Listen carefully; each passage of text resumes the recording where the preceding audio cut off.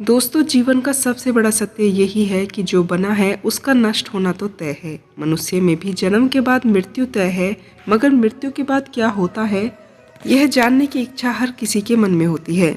दोस्तों, आपने बहुत सारे हिंदू शास्त्रों में पढ़ा होगा कि मृत्यु के बाद स्वर्ग या नर्क दोनों में से एक स्थान मिलता है, मगर गरुड़ पुराण में मृत्यु के बाद वास्तव में क्या होता है इस बारे में विस्तार से बताया गया है। दोस्तों, हमारे शास्त्रों में लिखा हुआ है कि मृत्यु से पहले अंतिम कुछ दिनों में व्यक्ति को यमदूत नजर आने लगते हैं। यह पहले से ही तय हो जाता है कि मृत्यु के बाद व्यक्ति को कौन से द्वार से ले जाना है और शरीर में उसके प्राण कहां से निकलने हैं। यह व्यक्ति के कर्मों पर निर्भर करता है कि मृत्यु के समय आत्मा शरीर के किस अंग से बाहर निकलेगी। दोस्तों, गरुड़ पुराण के अनुसार यदि व्यक्ति पापी है तो उसकी आत्मा मल और मूत्र द्वार से बाहर निकलती है। दोस्तों, गरुड़ पुराण के अनुसार यदि व्यक्ति पापी है तो उसकी आत्मा मल और मूत्र द्वार से बाहर निकलती है। ऐसे लोगों को यमदूत दक्षिण द्वार में ले जाते हैं, जिसे सबसे खराब माना जाता है।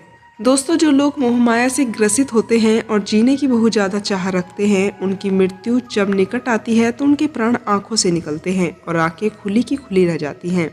ऐसे लोगों के प्राण यमदूत बलपूर्वक निकालते हैं और मृत्यु के वक्त उन्हें बहुत अधिक पीड़ा होती है। दोस्तों, संत लोगों के प्राण मुंह से निकलते हैं और प्राण निकलते वक्त उनका मुंह टेढ़ा हो जाता है। दोस्तों, मृत्यु के वक्त जब व्यक्ति के प्राण नाक से निकलते हैं तो आवाज आती है। धार्मिक लिहाज से इसे शुभ माना गया है। ऐसा तब होता है जब मरने वाला व्यक्ति अपनी सभी जिम्मेदारियों को निभा चुका होता है। दोस्तों, गरुड़ पुराण के अनुसार यह भी व्यक्ति के कर्मों पर निर्धारित होता है कि मृत्यु के बाद वह किस द्वार से यमलोक जाएगा। दक्षिण द्वार सबसे खराब द्वार माना जाता है। यमलोक तक जाने का सबसे कठिन रास्ता है। जिन लोगों ने जीवन में घोर पाप किए होते हैं वही इस द्वार को पार करके जाते हैं। दोस्तों, दूसरा है उत्तर द्वार। जो लोग जीवन में माता पिता की सेवा करते हैं और बड़ों का आदर करते हैं, उनकी आत्मा को यमदूत उत्तर द्वार से लेकर जाते हैं और यह यमलोक में प्रवेश करने का सबसे आसान द्वार माना जाता है। दोस्तों, पूर्व द्वार। जो लोग जीवन मृत्यु के चक्र से बाहर निकलकर मोक्ष प्राप्त करते हैं, उन्हें यह द्वार प्राप्त हो जाता है। इस द्वार पर देवताओं द्वारा आत्मा का स्वागत किया जाता है। दोस्तों, तीसरा है पश्चिम द्वार। पश्चिम द्वार से भी अच्छे लोगों का स्वागत किया जाता है, खास तौर पर जिन लोगों के प्राण किसी की रक्षा करते हुए या फिर किसी धार्मिक स्थल पर निकले हों तो उन्हें इस रास्ते से यमलोक में प्रवेश मिलता है। ऐसे लोगों का जन्म बड़ी ही अच्छी योनि में होता है।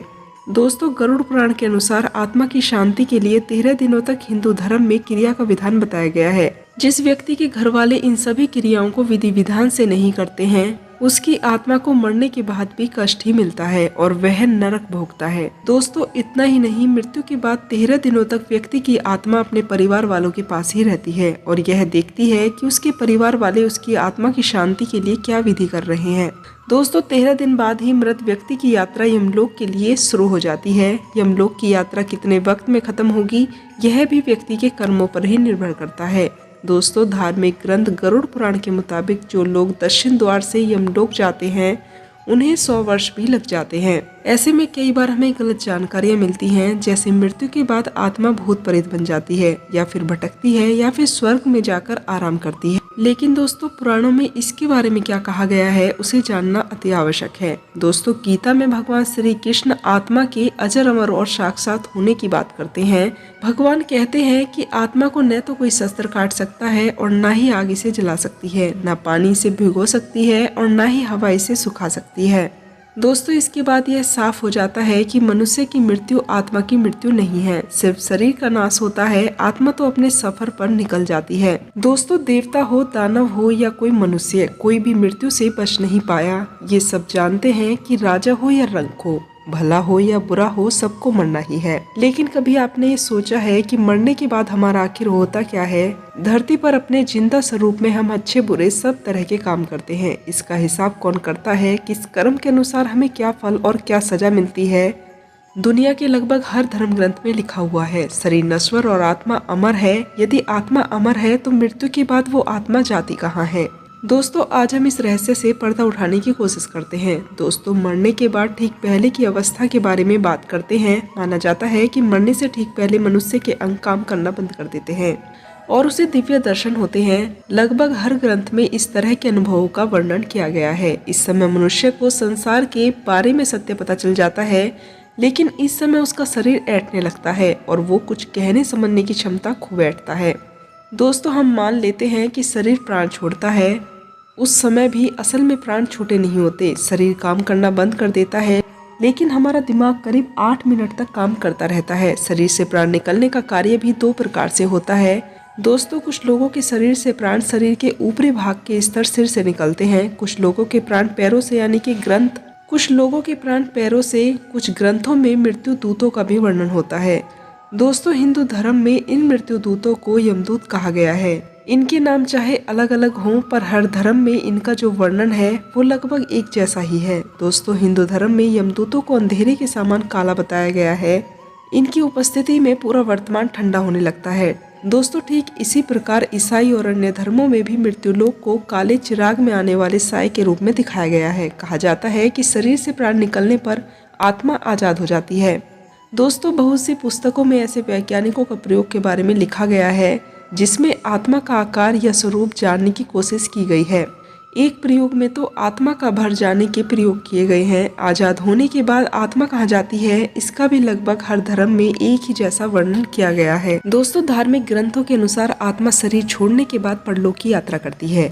अगर मृत्यु हो या फिर कोई बड़ी इच्छा दबी रह जाए तो कई बार ऐसा होता है कि आत्मा यहीं धरती पर भटकती रहती है। दोस्तों भूत प्रेत इसी प्रकार की आत्माएं होती हैं। कहा जाता है कि मरने के बाद आत्मा दूसरा शरीर ग्रहण करती है। ये बात सत्य है, लेकिन मृत्यु के तुरंत बाद ही ऐसा नहीं होता। दोस्तों पुनः जन्म में समय लगता है। विज्ञान के अनुसार पुनः जन्म होने के करीब 2 साल तक पिछले जन्म की कुछ यादें रहती है।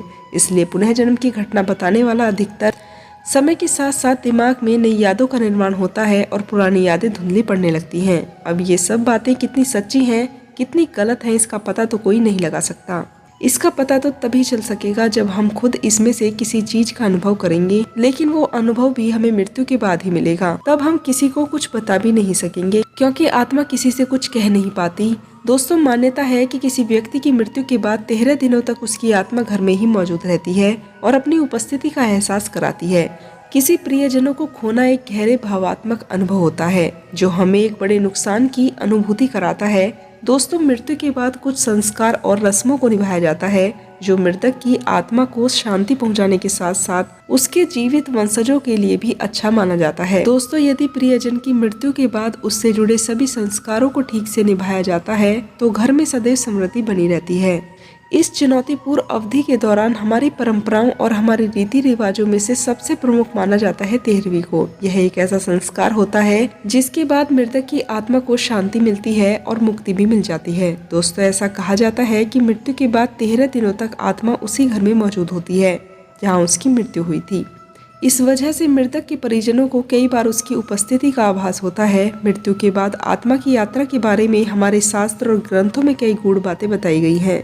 ऐसी ही मृत्यु उपरांत का सत्य गरुड़ पुराण में भी बताया गया है। दोस्तों जो कि हिंदू धर्म में एक प्रमुख ग्रंथ है, यह मृत्यु और आत्मा के रहस्य को विस्तार से वर्णित करता है। इस ग्रंथ में बताया गया है कि मृत्यु के बाद आत्मा 13 दिनों तक अपने घर और परिवार के बीच मौजूद रहती है। दोस्तों गरुड़ पुराण के अनुसार जब किसी व्यक्ति की मृत्यु होती है तो उसकी आत्मा तुरंत ही मृतक शरीर को छोड़ देती है। हालांकि आत्मा को पूर्ण मुक्ति प्राप्त करने में 13 दिनों का समय लग जाता है। ऐसा माना जाता है कि मृत्यु के बाद के 13 दिन आत्मा के लिए अत्यंत महत्वपूर्ण होते हैं। इस अवधि में आत्मा अपने परिवार और प्रियजनों के आसपास मौजूद रहती है, उन्हें अपनी उपस्थिति का अनुभव कराती है, उनके दुख और शोक को देखती है और अपने कर्मों के प्रभाव को महसूस करती है। दोस्तों यही नहीं, कई बार मृतक की आत्मा अपनी उपस्थिति दिखाकर अपनी किसी अपूर्ण इच्छा को पूर्ण करने की बात भी करती है।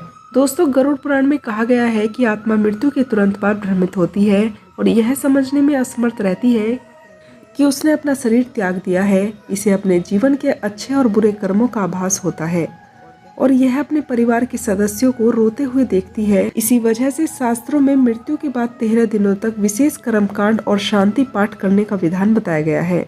दोस्तों जिससे मृतक की आत्मा को शांति और मार्गदर्शन मिल सके। ऐसा कहा जाता है कि मृत्यु के बाद आत्मा अपने प्रियजनों का साथ नहीं छोड़ना चाहती और आसपास ही रहती है। इसी कारण से आत्मा की मुक्ति के लिए कोई अनुष्ठान किए जाते हैं और इन अनुष्ठानों से आत्मा को अपने घर से ही विदा कर दिया जाता है, जिससे वो परलोक में स्थान प्राप्त कर और संसार के मोह माया से दूर हो सके। दोस्तों गरुड़ पुराण के अनुसार 13 दिनों तक किए जाने वाले कर्म कांड का उद्देश्य आत्मा को उसके अगले जीवन की यात्रा के लिए तैयार करना होता है।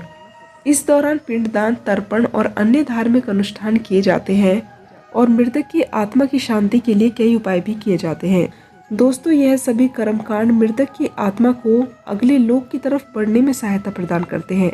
दोस्तों, ऐसा माना जाता है कि इन कर्मकांडों के माध्यम से ही आत्मा को उसकी गलतियों का प्रायश्चित करने और मोक्ष की तरफ बढ़ने का अवसर मिलता है। यही नहीं, 13 दिनों तक किए गए सभी कर्मकांड आत्मा की मुक्ति का मार्ग खोजते हैं। दोस्तों, 13वीं किसी मृतक की आत्मा को अंतिम विदा देने का दिन होता है। किसी प्रियजन की मृत्यु के बाद 13 दिनों तक किए जाने वाले यह पवित्र अनुष्ठान दिवंगत लोगों को उनके पूर्वजों और भगवान के साथ फिर से मिलने की हमारी इच्छा को दर्शाता है। दोस्तों, 13वें दिन के समारोह का उद्देश्य और महत्व एक मार्गदर्शन प्रकाश के रूप में चमकता है।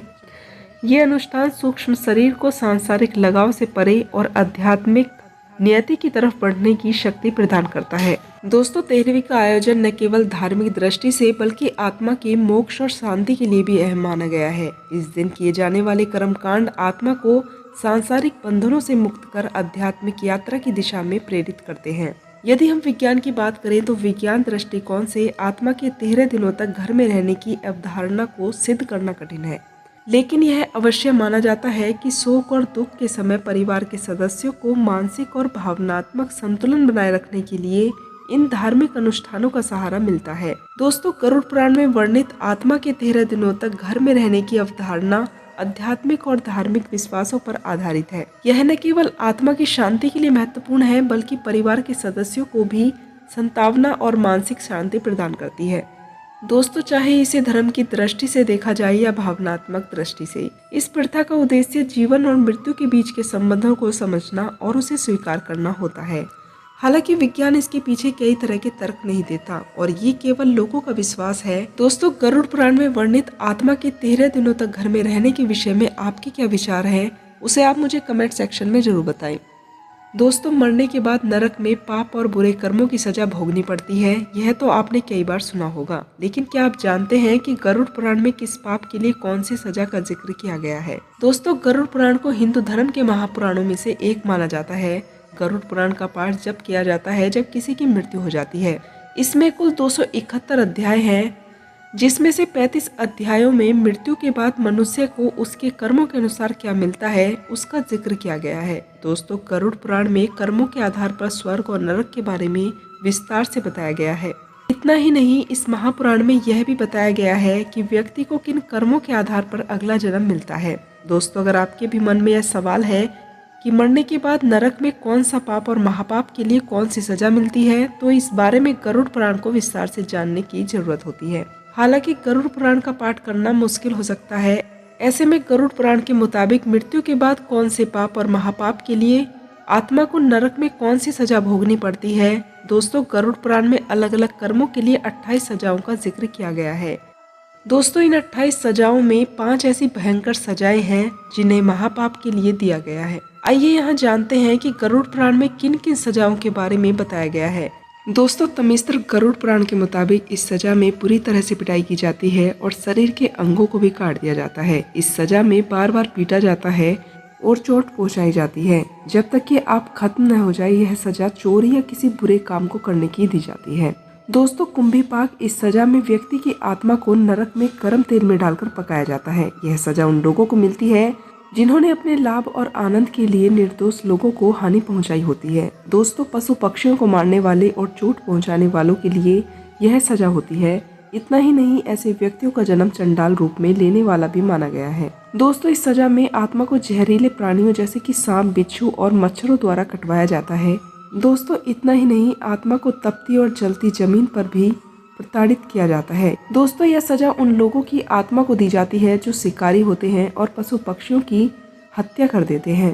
दोस्तों, गरुड़ पुराण के अनुसार इस सजा में आत्मा को हजारों सालों तक सजा मिलती रहती है। गरुड़ पुराण के मुताबिक यह सजा उन लोगों को मिलती है जो गलत या प्राकृतिक तरह से शारीरिक संबंध बनाते हैं। दोस्तों, इस सजा में बार बार आत्मा को नरक में जलाया जाता है। इतना ही नहीं, अनेक बिच्छुओं से भी आत्मा पर डंक लगवाए जाते हैं। इसके बाद यमराज अपनी सजा सुनाने के बाद आत्मा को यमलोक जाने को कहते हैं। यमलोक जाने के लिए आत्मा को 16 चरणों से गुजरना होता है, जहाँ अलग अलग तरह की मुश्किलों का सामना करना पड़ता है।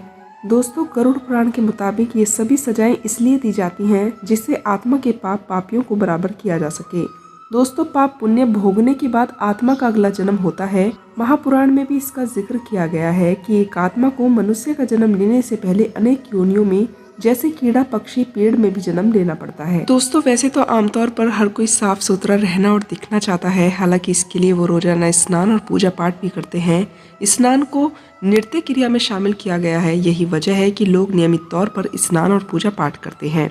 दोस्तों शारीरिक और मानसिक शुद्धता के लिए प्रतिदिन स्नान और पूजा जरूर करनी चाहिए। वैसे तो अधिकांश लोग रोजाना स्नान करते ही हैं, लेकिन कुछ ऐसे भी होते हैं जो खास तौर पर ठंड में स्नान नहीं करते। ऐसे लोगों के बारे में गरुड़ पुराण में कुछ रहस्यों को बताया गया है। दोस्तों उसके बारे में भी एक बार जान लेते हैं।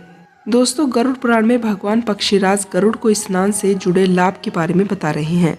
ऐसे लोग जो प्रतिदिन स्नान करते हैं उन्हें दिव्य ज्ञान की प्राप्ति होती है। इसके अलावा जो व्यक्ति ब्रह्म मुहूर्त में उठकर धर्म और अर्थ का चिंतन करते हैं, दोस्तों पुराणों में बताया गया है कि स्नान करने के लिए हमेशा स्वच्छ जल का ही प्रयोग करें और हमेशा प्रातः काल में ही स्नान करें। ऐसे स्नान से पाप कर्म भी नष्ट हो जाते हैं। दोस्तों रात्रि में सोते समय व्यक्ति के मुंह से लार यदि गिरती है तो इससे भी अपवित्र माना जाता है। इसलिए सुबह उठकर नियमित क्रियाओं से निवृत्त होकर स्नान करें और इसके बाद ही धार्मिक कार्य शुरू करें। यदि आप बिना स्नान किए ही धार्मिक कार्य जैसे पूजा पाठ कर लेते हैं तो इसका कोई भी फल आपको प्राप्त नहीं होता, उल्टा पाप के भोगी बन जाते हैं। दोस्तों ऐसे व्यक्तियों को गरुड़ पुराण के अनुसार पापी माना जाता है। ऐसे व्यक्ति जीवन भर परेशानियों से घिरे रहते हैं। दोस्तों गरुड़ पुराण में यह भी कहा गया है कि जो व्यक्ति प्रतिदिन सुबह स्नान नहीं करते वह जाने अनजाने में नकारात्मक शक्तियों को अपनी ओर आकर्षित करते हैं, क्योंकि जहाँ अपवित्रता होती है वहाँ नकारात्मकता का वास होता है।